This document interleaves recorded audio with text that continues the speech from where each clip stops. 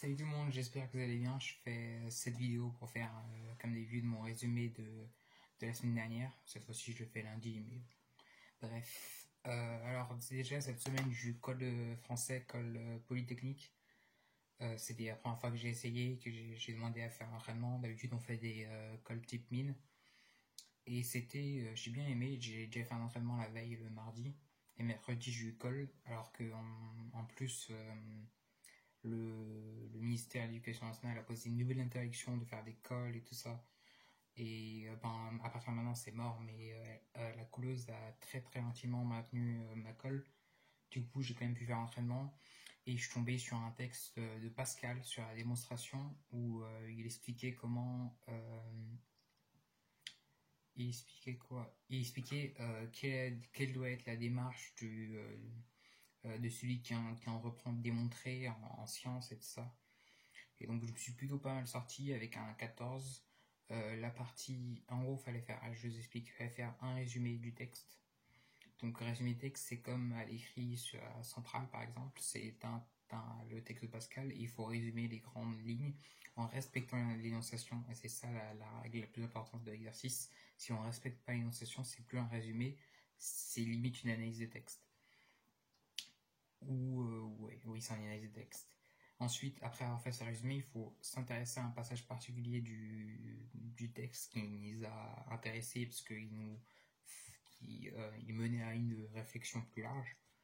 Et donc, moi, c'était un passage où il disait que en science, il dit pas le mot en science, mais c'est sous-entendu qu'en science, surtout dans la science mathématique, il y a forcément des premiers principes qu'on peut pas expliquer, qu'on peut pas plus expliciter que ça.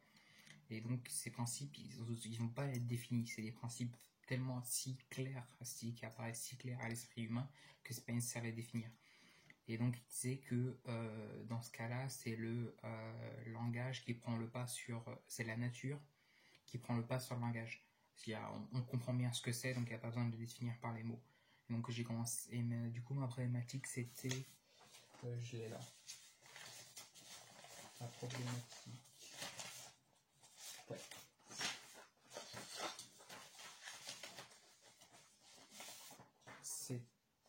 Bon, je vais pas la trouver. C'était quoi? Attends, je vais la trouver. Elle doit être juste là. Voilà. C'était la démonstration peut-elle se passer du réel en s'appuyant sur le langage. Et donc, au début, j'ai dit que, a priori, le géomètre, celui qui fait en gros le mathématicien, mais c'est il parle de géométrie dans le texte, il s'appuie sur la réalité tangible pour raisonner. Ensuite, j'ai dit qu'il faut quand même un raisonnement formel peut quand même suffire à développer une démonstration, et que finalement la démonstration reposait sur une ambivalence, c'est-à-dire qu'il fallait à la fois s'appuyer sur la vérité tangible, sur la nature, et s'appuyer sur un raisonnement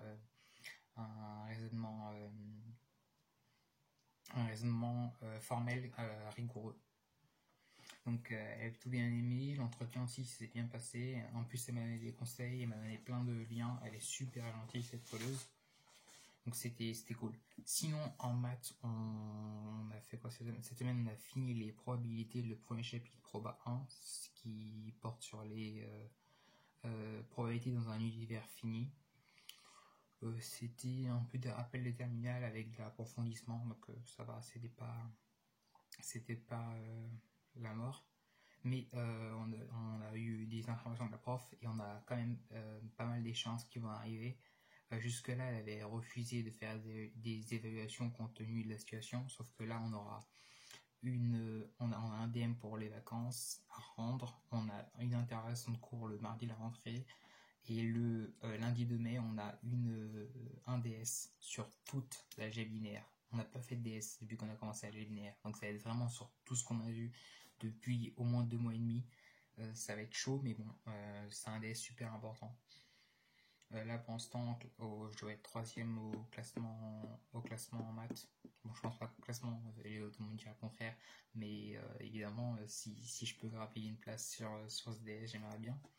et comme je peux en perdre parce que je pense que du coup ça peut être un des derniers DS de l'année, hein, étant donné que comment évolue la situation et le déconfinement. Ce serait vachement inquiétant qu'on ne reprenne pas les cours avant la fin de l'année. Sinon en physique, on a commencé la termo la semaine dernière, je crois, et on a continué cette semaine. Donc beaucoup de définitions, tout ça. Je m'appuie beaucoup sur mon formulaire. Je vais vous le montrer. Il doit être derrière. Non, il est pas là. Il est pas là. Il est pas là. Il est là. Je m'appuie sur ce formulaire. Il est vraiment très bien. C'est de Ellipse. Et il est super cool parce que je trouve parfois que le cours de mon prof est un peu incomplet. Mais sinon, ce formulaire, il est vraiment assez exhaustif et synthétique. Il a les deux qualités, donc je trouve assez bien, surtout en physique. Hein. En maths, ça reste un formulaire, vraiment des formules. En maths, il suffit pas de connaître les formules pour réussir un exercice. Il faut comprendre comment elles sont amenées, comment elles utilisent, dans quel contexte. Alors qu'en physique, parfois, juste avoir des définitions des formules, ça peut suffire à assurer le minimum. Donc il est vachement cool et je vous le conseille. Sinon, je me suis fait un petit planning pour les vacances de travail. J'ai prévu de bosser en gros maths, physique, TIPE. D'ailleurs, on va continuer à avoir des cours de SI pendant les vacances, les mercredis, 2 heures. Donc, ouais. Et on aura colle de maths pendant les vacances. On rattrape les colles qui n'ont pas été faites les dernières semaines.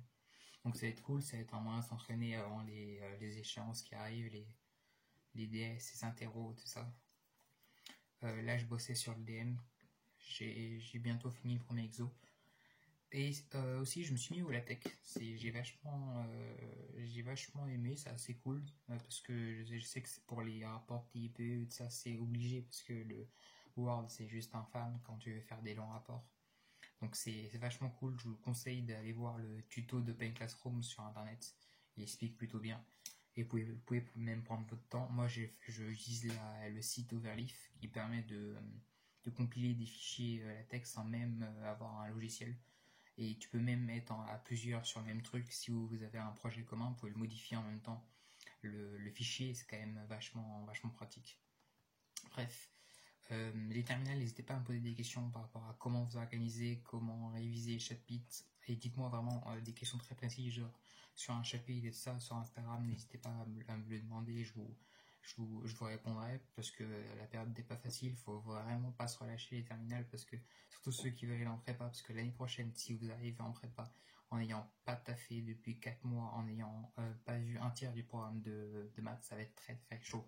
Sachant qu'en ce moment, il y a peut-être des chapitres importants, ça dépend à quel ordre on choisit vos profs et quel est votre rythme. Mais il y a peut-être la fonction exponentielle, on l'a fait quand. Mais il me semble qu'il y a des chapitres importants qui sont à ce moment-là de l'année. Surtout en spécialité, je ne sais pas si vous avez encore fait l'arithmétique, mais c'est les classes qui n'ont pas fait encore l'arithmétique ou qui viennent de commencer, c'est super important l'arithmétique en prépa. Donc vraiment, mettez-vous au travail, il y a vraiment plein de ressources. Je vais peut-être mettre en commentaire cette fois-ci les chaînes YouTube et les sites que j'ai utilisés l'année dernière pour réviser le bac. Géniaux, franchement, rien qu'avec ça, sans prof, tu peux bien te débrouiller. J'aimais bien regarder des chapitres en avance sur ces sites-là et j'arrivais à comprendre un peu comment ça marche sans avoir fait le chapitre en cours et c'est vachement cool. Bref, t'as fait bien, reposez-vous bien pour ceux qui sont en vacances en restant studieux et pour ceux qui ont encore cours, ayez du courage, tenez bon et dites-vous que c'est pour vous que vous taffez, surtout les prépas. Allez, passez une bonne soirée et je vous dis à la prochaine.